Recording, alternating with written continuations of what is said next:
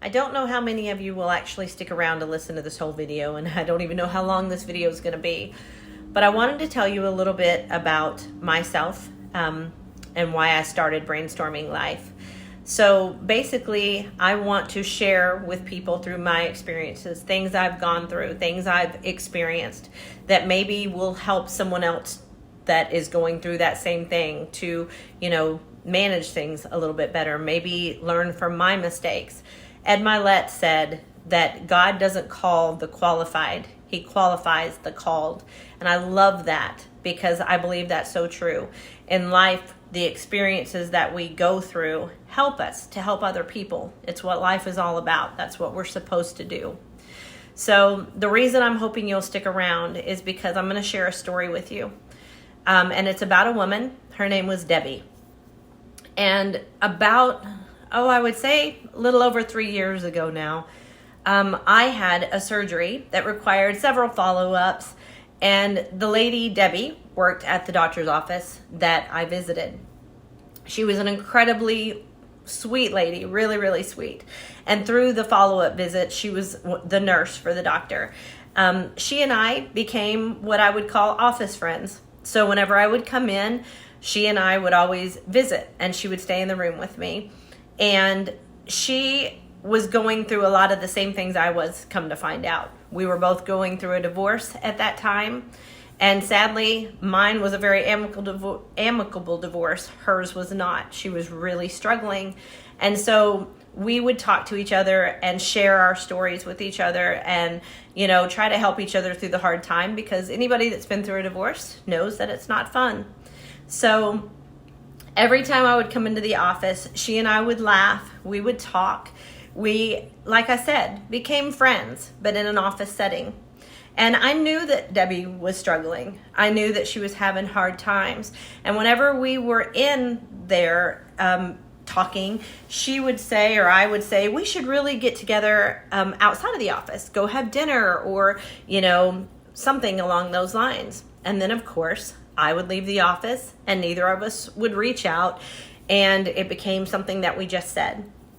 And of course, you never know what somebody else is going through, because honestly, and we all know this, we only share with people what we want them to know about us. So you only see what a person wants you to see. They can smile all day long. They can go to work and look like the happiest person in the world. And then come to find out they weren't. So one day I decided I was going to call her and see if she wanted to have dinner with me. So I called her cell phone and she didn't answer. And so I reached out to the office. And when I called the office, the girl at the front told me that Debi no longer was with them. And I just had that sinking feeling. And I knew right then, Debi had taken her own life. And had I have known that she was struggling that much, I would have made that call sooner. But the truth is I didn't. And so I wasn't who I could have been for her. And I beat myself up for a long time wondering if I would have reached out, if I would have called her sooner, if we would have gone to dinner, would it have made a difference?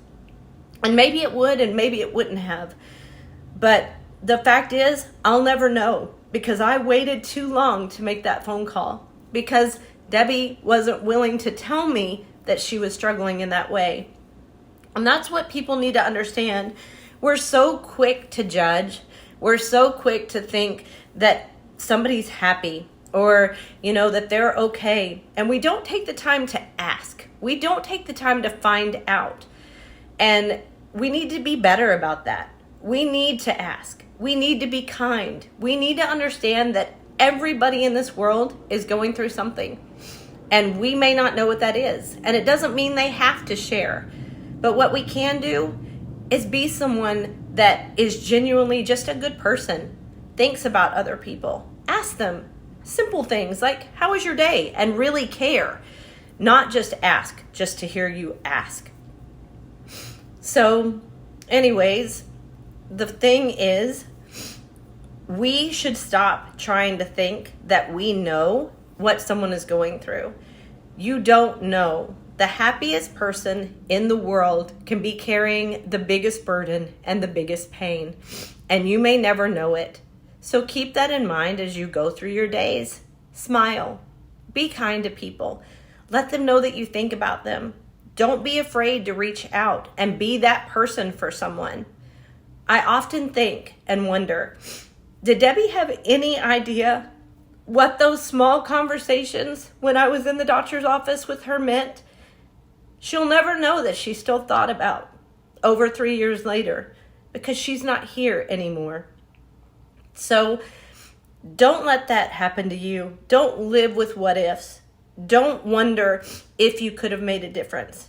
Instead, be the difference.